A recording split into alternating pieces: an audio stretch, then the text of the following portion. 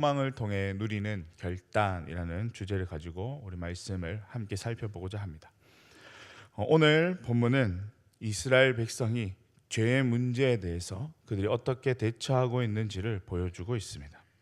이들의 대처는 단순히 그들이 행한 죄악을 회개하는 것을 넘어 그 회개가 참된 회개로 나타나고 있는 것을 살펴볼 수 있습니다. 무엇이 그들로 하여금 이렇게까지 회개하도록 했는지를 함께 살펴보고자 합니다. 본문 1절을 보면 에스라가 계속해서 하나님께 기도하며 죄를 자복하고 있는 것을 볼 수 있습니다. 그때 이스라엘 백성에도 큰 변화가 찾아오게 되는데요. 그들에게 있는 죄의 문제를 해결하려는 움직임이 찾아오게 됩니다. 이것은 그들이 단순히 하나님께 회개하며 기도하는 것으로 그치지 않습니다. 입술의 고백을 넘어서 죄의 근원이 되는 그 문제를 해결하려 하고 있습니다. 이스라엘 백성의 죄는 무엇이었나요? 이방 여인과 통혼한 것이었습니다. 이스라엘 백성은 이 문제를 해결하기 위해 그 해결 방안을 제시하고 있는데요. 본문 3절 말씀입니다. 우리 3절 함께 읽겠습니다.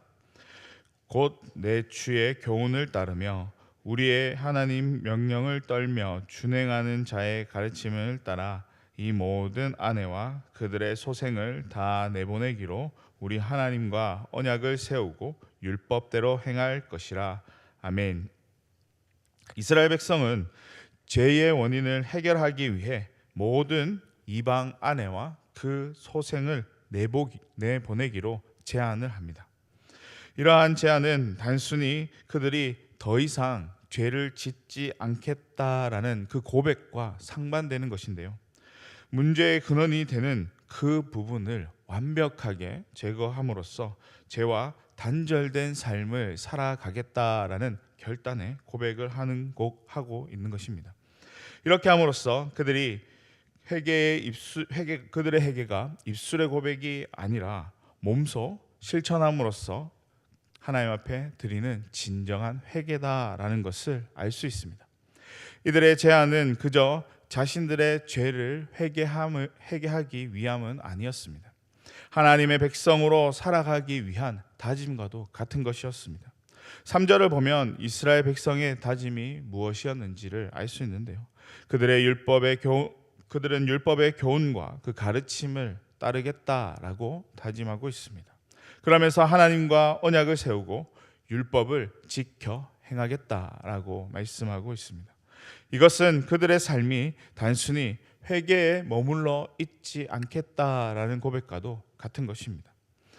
회개 이후에도 변화된 모습으로 하나님의 율법을 지켜 행하는 삶을 살아가겠다라는 고백과도 같은 것입니다.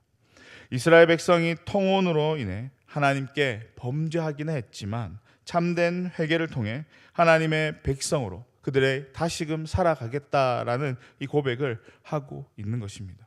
이러한 모습은 그들의 조상들과 전혀 다른 모습을 보여주고 있는데요. 언제나 하나님을 향해 불평과 원망을 했던 그들의 조상들의 모습과는 사뭇 다른 모습임을 살펴볼 수 있습니다. 그 말은 그들이 이제 새롭게 시작할 준비가 되었다라는 것을 간접적으로 알려주고 있는 것이기도 했습니다. 이들이 새롭게 시작할 수 있었던 그 이유는 그들에게 아직 소망이 남아있기 때문입니다.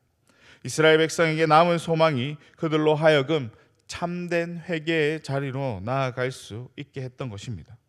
소망이 없는 사람은 삶의 목표나 미래를 향한 그 기대가 없는 삶을 살아가게 됩니다. 이러한 삶은 결국 자신이 어디로 나아가는지 또 자신의 방향이 어디인지를 알지 못한 채 그저 주어진 삶을 묵묵히 감당하며 나아가는 것이 전부입니다.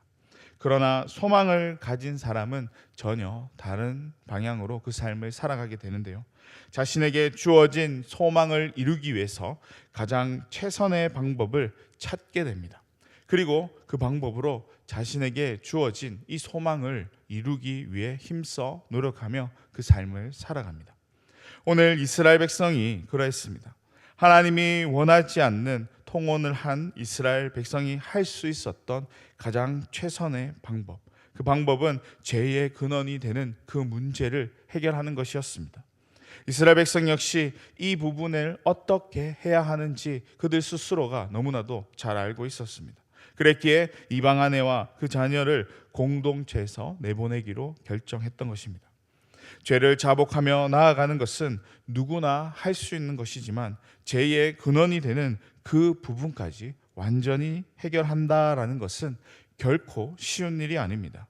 왜냐하면 많은 그리스도인들이 여전히 죄의 근원을 해결하고 있지 못하기 때문에 그 문제는 쉬운 것이 아닙니다.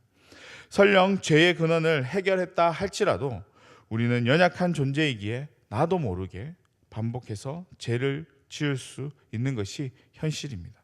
그러한 죄와 완전히 단절하기 위해서는 엄청난 결단이 필요합니다. 오늘 이스라엘 백성은 그런 결단을 하며 자신의 삶을 하나님 앞에 드렸습니다.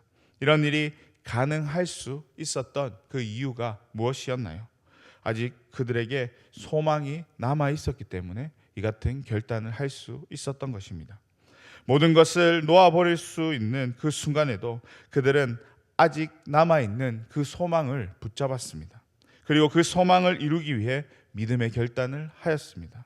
이런 모습은 우리에게 아주 큰 도전을 주는 것이기도 합니다. 평소 우리가 하나님께 드리는 회개하는 비교할 수 없는 그런 것이기에 이런 결단을 통해 주어지는 그 은혜 또한 결코 작지가 않습니다. 중요한 것은 내 삶 속에 소망이 분명하게 주어질 때 우리의 삶이 이와 같은 결단을 할 수 있게 된다라는 것입니다. 이렇듯 참된 회개는 분명한 소망을 품고 살아갈 때에 일어나게 된다라는 사실을 우리에게 전해주고 있습니다. 때문에 우리는 이 소망을 품고 살아갈 수 있어야 할 것입니다. 그리고 이 소망을 통해서 하나님의 뜻을 이루어 갈 수 있게 된다라는 사실을 우리는 꼭 기억할 수 있어야 할 것입니다.